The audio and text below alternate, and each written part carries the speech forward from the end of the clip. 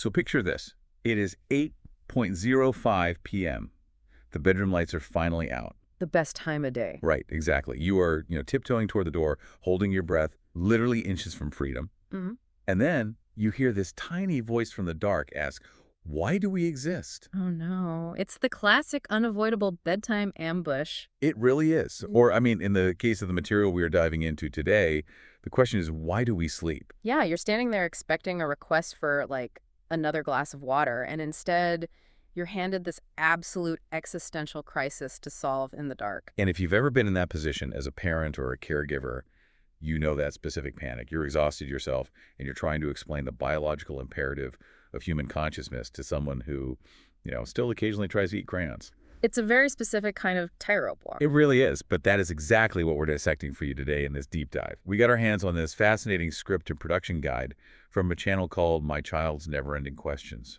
Yeah, the document itself is titled, Why Do We Sleep, Dream, and Wake Up? And it is practically a masterclass in translation. I mean, it's designed to help adults answer these massive questions for children of 3 very different ages, so 3, 6, and 9. And what makes this source material so compelling, at least to me, isn't just the biological facts of sleep that it covers. It's the underlying psychology of the communication itself. Right, the way it scales the information. Exactly. We're looking at a blueprint for how you take a complex biological mystery and scale it perfectly to match the exact developmental architecture of a child's brain. Okay, let's unpack this, starting with the 3-year-olds. Because explaining the world to a 3-year-old requires a very specific toolkit, and the script for this youngest group strips everything right down to the studs. It really does. It goes back to basics. The parent's voice track literally just says, "We sleep because our bodies and our brains get tired after a busy day. Sleeping helps us grow, feel better, and have energy to play again." So it's relying entirely on routine and physical feeling. Right. And dreams are just defined as little stories that our brains make, which can be funny, silly, or easily forgotten. And waking up is framed simply as the body signaling it's ready for a brand new day. Which is brilliant, because that approach is rooted in the baseline of all human curiosity for that age, which is just the fundamental need for safety. Yeah, but I have to admit, reading this, I felt a little conflicted. Oh, really? How come?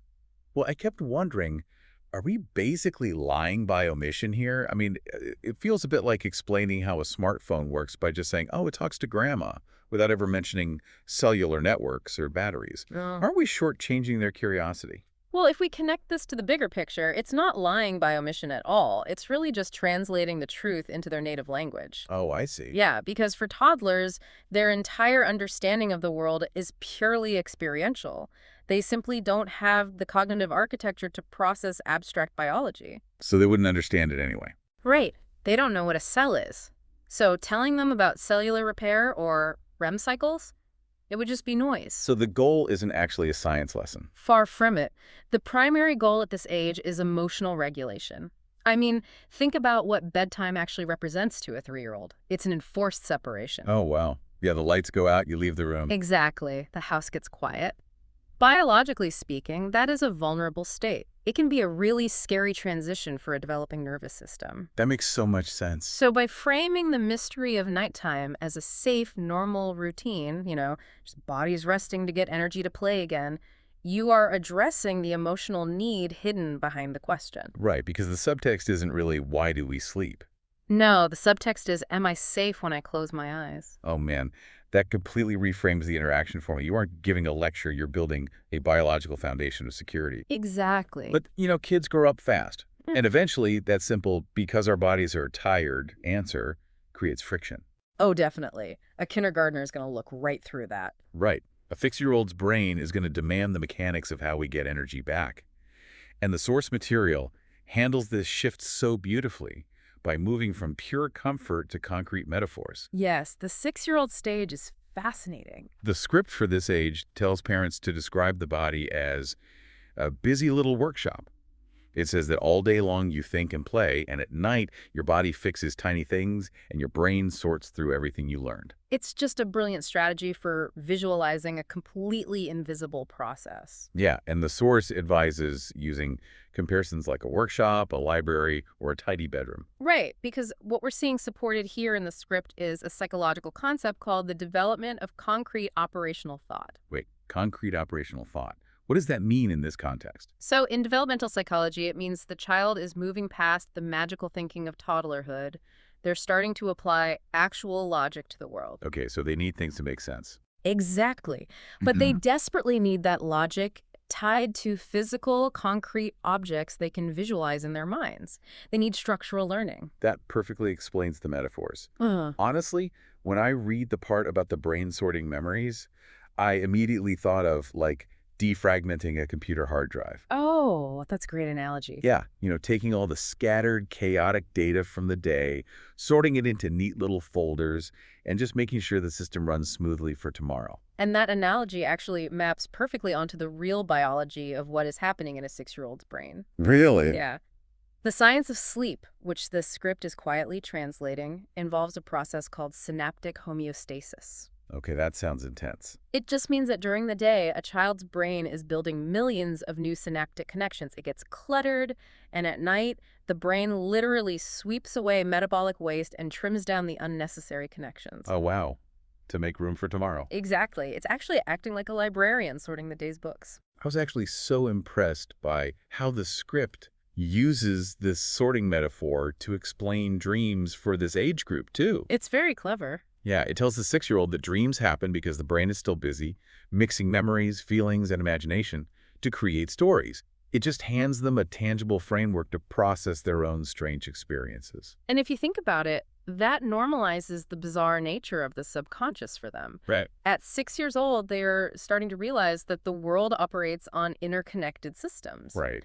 So when they wake up from a completely disjointed dream, like, say, their kindergarten teacher was riding a dinosaur through a grocery store, they aren't terrified by it. Because they just think, oh, my brain's librarian was just mixing up the books tonight. Exactly. It gives them a way to feel like they're the boss of their own brain. But then what happens when that 6-year-old grows up a little more and realizes a brain librarian isn't a real thing? Right. The metaphors start to break down. Yeah, around age 8 or 9, the metaphor that used to bring them comfort suddenly breeds suspicion. They realize adults don't have all the answers. Which necessitates a massive shift in how we communicate with them. And I noticed the script for the 9-year-old leans right into that. It actually introduces real scientific uncertainty. It does. This is the age of profound skepticism. The parent script literally starts with the words, "Scientists are still discovering everything sleep does." And then it gets into much more advanced biological functions. Yeah, it talks about organizing memories, strengthening learning, helping emotions settle, and giving cells time to repair themselves. Right. And I was actually surprised by how it handles dreams for this older group. Instead of giving them a concrete answer, it just hands them competing theories. Handing them those competing theories is arguably the most brilliant part of this entire document. It explains that some scientists think dreams help process emotions, others think it's practicing problem solving, and some think it's just random brain activity. It even brings in the concept of the internal clock noticing light changes to wake up. Yes. But I have to pause on that, though. From a parenting perspective, isn't it terrifying to pull back the curtain like the Wizard of Oz and admit you don't know something so basic? It can definitely feel that way. Doesn't it undermine your authority? Well, what's fascinating here is that admitting ignorance is actually a remarkably powerful pedagogical tool. Really? How so? Let's look at the mechanism of a 9-year-old's brain. At this age, the brain is undergoing a massive shift towards independence and social awareness. Okay, so they're becoming their own person. Right. If you give a 9-year-old a definitive, simplified answer, they often feel talked down to. But when you present a mystery, you are actively engaging their newly developing critical thinking centers. So you're basically inviting them to solve the puzzle with you. Exactly. You're triggering a dopamine hit of problem solving rather than just forced memorization. Oh, that's so cool. Yeah. When you say, I don't know, and neither do the top scientists in the world, you completely pivot the relationship.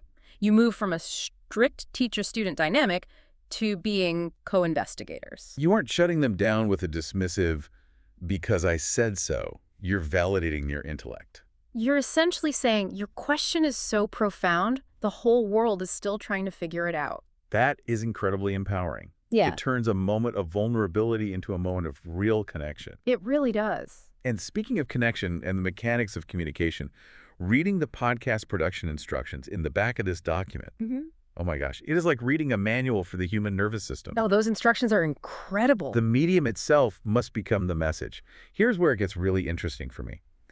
The instructions are intensely specific. They are very strict. The producer is directed to use a warm, calm, emotionally reassuring parent voice.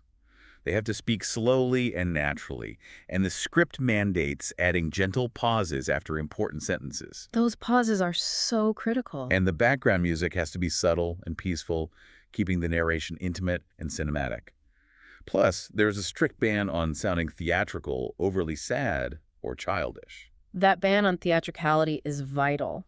We have to remember the deeply vulnerable state of bedtime itself that we talked about earlier. Right, the lights are out, it's quiet. Exactly. For children, their physical defenses are down, they're tired, and the dark is inherently intimidating. A highly theatrical voice, even a fun, animated one, would activate the sympathetic nervous system. It would trigger their fight, flight, or play response. Precisely. It would trigger cortisol release, which completely defeats the purpose of sleep preparation. You want to activate the parasympathetic nervous system, the rest and digest mode. So the audio itself has to be a soothing tool. Right. You want a steady, predictable auditory anchor. And that instruction to include gentle pauses. That's crucial for a tired brain's auditory processing speed. Oh, because they're drifting off. Yeah, a child falling asleep needs those few seconds of silence to actually absorb the sentence before the next one begins. That makes the target duration rule make so much sense, because the guide demands the audio track be strictly between 4 and 7 minutes long. Not a minute, more or less. Right. And there's a mandate to use no medical or academic jargon unless absolutely required, and a strict rule to never shame, frighten, or dismiss the child's curiosity. That 4 to 7 minute window is a very intentional, biologically driven choice. And if you're listening to this right now, the target audience for these rules isn't just the child in the bed.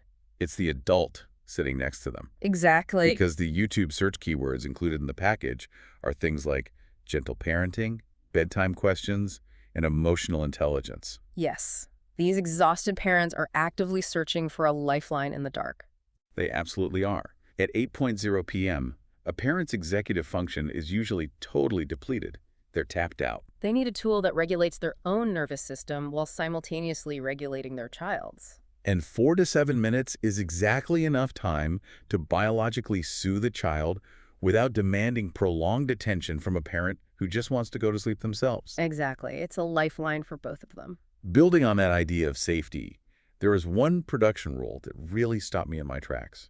Which one? The guide explicitly states, do not present one family's structure, culture, or experience as universal.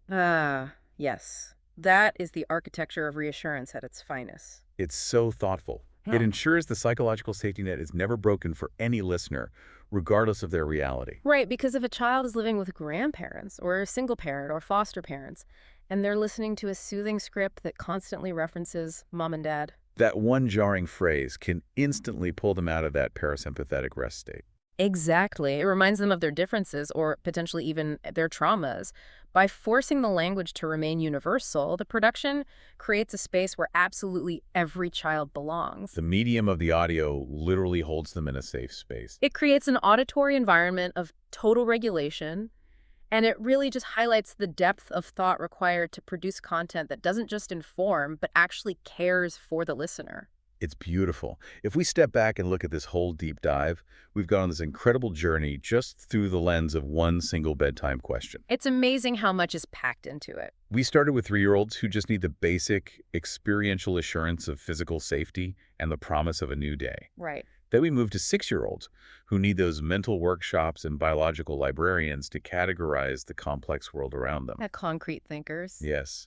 And finally, 9-year-olds who need permission to explore the unknown alongside us as co-investigators. It beautifully demonstrates that effective communication is rarely about just throwing facts at someone. Yeah, the facts are secondary. Exactly. Whether you're talking to a toddler, a preteen, or even a colleague at work, true communication requires meeting people exactly where they are, both developmentally and emotionally. You have to answer the emotional need beneath the factual question. Always. The overarching message of the source material really sticks with me. This whole idea of gentle parenting reassurance that is just baked into every word of the script. It's very comforting. It explicitly tells parents that you do not have to turn every single bedtime question into a perfect science lesson. Answering with warmth, wonder, and honesty is far more important. It takes the pressure off. It really does. It Yeah. reminds us that life has this gentle, predictable rhythm. We get tired, we rest, our minds sweep away the clutter and wander through dreams, and we wake up to another chance to learn and try again. It's a quiet miracle, just like the script says. It really is. And it's a rhythm we all share, regardless of our age or how much science we understand. And it leaves me with a thought for you to mull over as we wrap up today. Oh, let's hear it. We spend so much time, energy, and research figuring out how to perfectly explain the world's mysteries to children so they feel safe and secure in the dark. We do. But as adults, when you are faced with your own unanswerable existential questions in the middle of the night, what kind of gentle script are you using to reassure yourself?